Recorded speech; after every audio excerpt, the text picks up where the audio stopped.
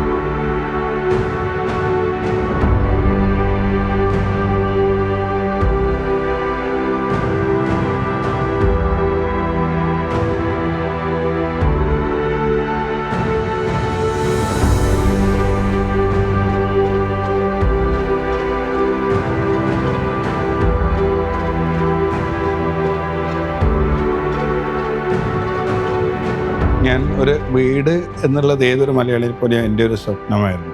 അങ്ങനെയാണ് ഞാൻ ഇവിടെ ചെറുവണ്ണൂർ കുറച്ച് സ്ഥലം വാങ്ങിച്ചു. പിന്നീട് ഷാഹിദ് എന്ന് പറഞ്ഞിട്ടുള്ള ബ്ലൂ ക്ലേ ആർക്കിടെക്ട്സ് ഇവിടെ ജാഫറിൻ കോളനിയിൽ ഓഫീസില്ല, അവരെ സെലക്ട് ചെയ്യണം.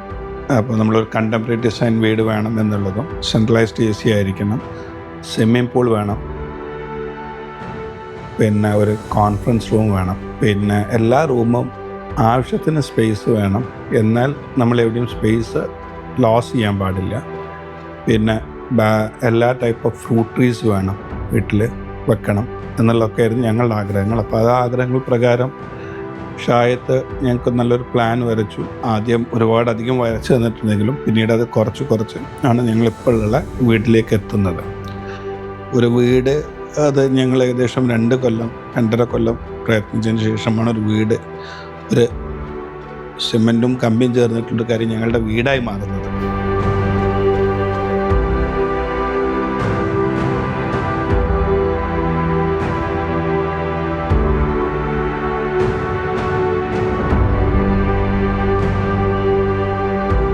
എൻ്റെ വീട്ടിൽ ഞാനിവിടെ ആക്ച്വലി 2 ലിവിങ് റൂം, അതായത് ഒരു ഗസ്റ്റ് ലിവിങ്, ഒരു ഫാമിലി ലിവിങ്, പിന്നെ ഒരു പ്രെയർ റൂം വിത്ത് ഒതുവെടുക്കാനുള്ളൊരു സ്ഥലം, പിന്നെ ബെഡ്റൂംസ് ടോട്ടൽ എനിക്ക് 3 ആൺകുട്ടികളാണെങ്കിൽ പോലും ഞാൻ ടോട്ടൽ 4-5 ബെഡ്റൂംസാണുള്ളത്. 1 മാസ്റ്റർ ബെഡ്റൂമാണ്.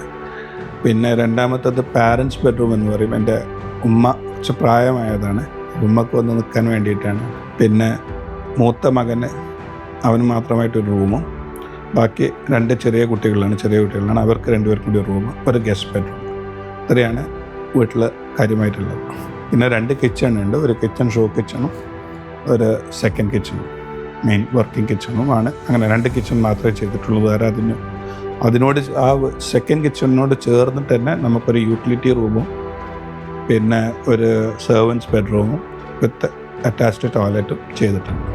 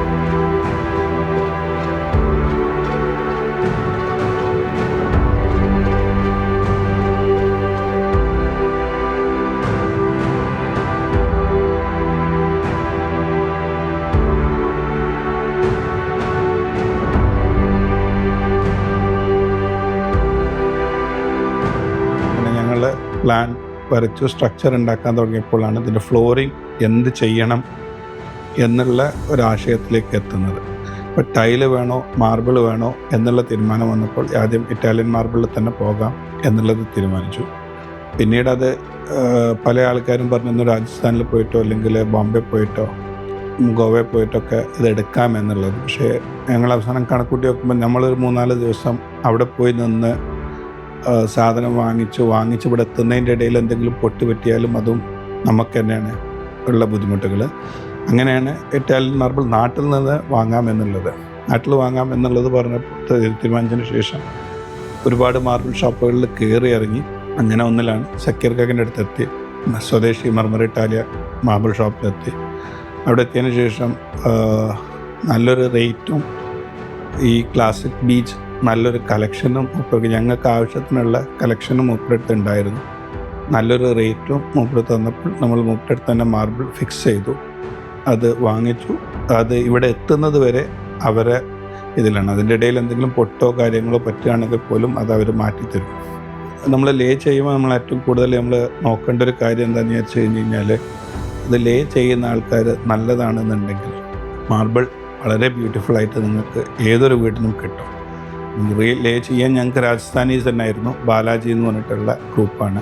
അവർ തന്നെയാണ് ഞങ്ങളത് മാർബിൾ കംപ്ലീറ്റ് ആയിട്ട് ലേ ചെയ്തിരിക്കുന്നത്. എങ്കിൽ മാർബിൾ ആക്ച്വലി നിങ്ങളെ ഫ്ലോറിങ്ങിന് എപ്പോഴും ഏറ്റവും നല്ലതാണ്. And it is very easy to clean. വേറെ ഡിറ്റർജൻസോ വേറെ കാര്യങ്ങളോ ഒന്നും ഉപയോഗിക്കേണ്ട, ജസ്റ്റ് വെള്ളം ഒഴിച്ച് നനച്ച് തുടച്ചാൽ മാത്രം മതി. ടൈലിനെക്കാട്ടിയും എപ്പോഴും നല്ലത് മാർബിൾ തന്നെയാണ്. മാർബിൾ കാരണം ടൈൽ എന്താണെന്ന് വെച്ച് കഴിഞ്ഞാൽ ഒരു പീസ് കുറച്ച് കഴിഞ്ഞാൽ പൊട്ടിയ കാര്യങ്ങളോ അല്ലെങ്കിൽ കുറച്ച് കഴിഞ്ഞാൽ യൂഷ്വലി ഫെയ്ഡ് ആവുന്നതൊന്നും മാർബിളിൽ ഉണ്ടാകുന്നില്ല. മാർബിളിൽ അങ്ങനെ ഒരു ഫെയ്ഡിങ് വന്നു കഴിഞ്ഞാൽ തന്നെ നമുക്കൊരു പോളിഷർ കോട്ട് അടിച്ചു കഴിഞ്ഞാൽ തന്നെ അത് ബെറ്ററായി നിൽക്കും.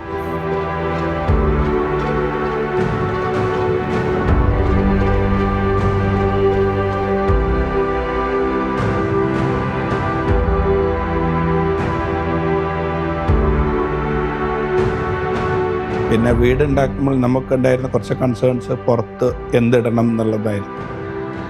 അത് ഇൻ്റർലോക്ക് വേണ്ട, ബാംഗ്ലൂർ സ്റ്റോൺസും പേവർ സ്റ്റോൺസും മിക്സ് ചെയ്തിട്ടിടാം എന്നുള്ള ഒരു കൺസെപ്റ്റിലെത്തി. അത് മലബാർ സ്റ്റോൺസാണ് ചെയ്തിരിക്കുന്നത്.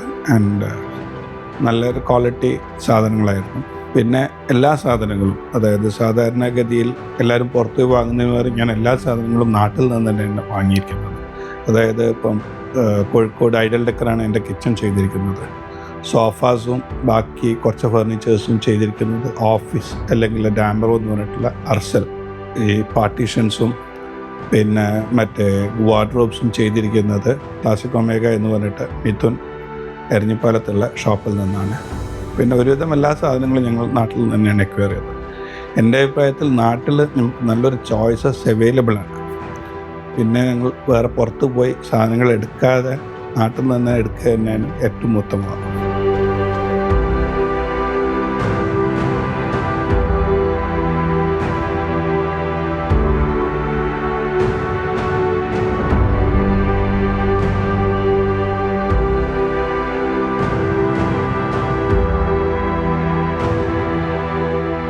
ഞാൻ താമസമാക്കിയിട്ട് ഏകദേശം 3 മാസത്തോളമായി. എനിക്ക് ഈ വീട്ടിൽ ഞാൻ വളരെ സന്തുഷ്ടനാണ്, ഹാപ്പിയാണ്. അതായത് ഞങ്ങൾ ടൗണിൻ്റെ നടുക്കാണെങ്കിലും അതിൻ്റെ പുറത്തുനിന്നുള്ള ഒച്ച കാര്യങ്ങളൊന്നും വീട്ടിലേക്ക് കേൾക്കുന്നില്ല. പൊതുവെ ഹാപ്പിയാണ്.